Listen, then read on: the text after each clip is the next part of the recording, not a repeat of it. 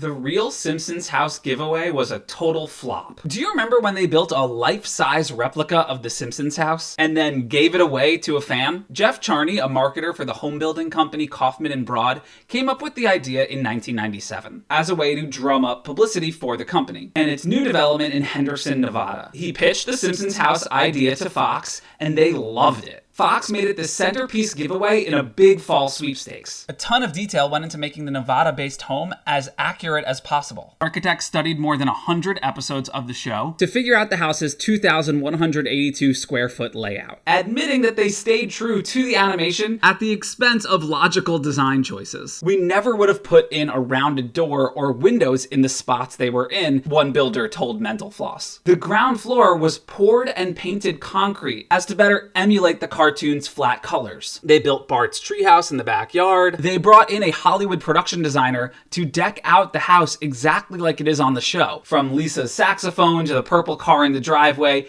everything was there. Matt Groening himself added some El Barto graffiti to the garage. Prior to the giveaway, they opened the house for tours. Fans lined up for 2 hours to take a look inside. So how could you enter to win the house? Over the summer of '97, Simpsons fans nationwide could collect numbered game pieces via Pepsi products. And then a randomized winning number would be announced corresponding to one of those pieces during the season 9 premiere. Whoever had the number on the screen would win the house. The number was 9786065. Unfortunately, the person with that number never stepped forward to claim the house. So they resorted to the backup plan. Choose a random entry from the submissions people had submitted via the mail. Barbara Howard, a retired 63-year-old factory worker from Richmond, Kentucky, was chosen as the winner. She lived in an area so rural that the limo Fox sent to go pick her up couldn't get down the dirt road to her house. When the network flew her to Nevada to take publicity photos with her new home, it was her first time flying. She was reportedly quite overwhelmed by the experience. And because she was comfortable in Kentucky and didn't want to relocate her family, she decided not to keep the home, but to take the $75,000 cash prize instead. That's half of what the home was valued at, which was $150,000. Unfortunately, this left Kaufman and Broad with a cartoon house in the middle of an otherwise normal neighborhood. The first thing they did was paint it normal colors to appease the homeowners association. Look at what they did to my beautiful boy. And then they hired 24/7 security guards to stop people from stealing the decorations inside. Though after a few years, security got lazy and the things inside the house started to disappear. Finally, in 2001, 4 years after the contest, Kaufman and Broad sold the house as is to a woman named Danielle. Her last name was not reported as to protect her identity. She, with her husband and 2 boys, became the first and only people to live in the Simpsons house. According to Zillow, she bought it for somewhere between $100,000 and $150,000. And Danielle had a lot of work to do to make the house livable, like repainting and replastering and recarpeting. She's quoted as saying it was like living in a Crayola box. And then the tourists started showing up. As of 2018, fans were still making pilgrimages to the house. In the past, they've knocked on the door, turned the doorknob, and even demanded to be let in. We're vigilant about keeping the doors locked, is what Danielle said. She later installed a Ring camera. Oh, and also, fans send mail to the house addressed to The Simpsons. It doesn't seem like Danielle ever sold the home, but its value has gone up, as Zillow estimates it's now worth $412,000.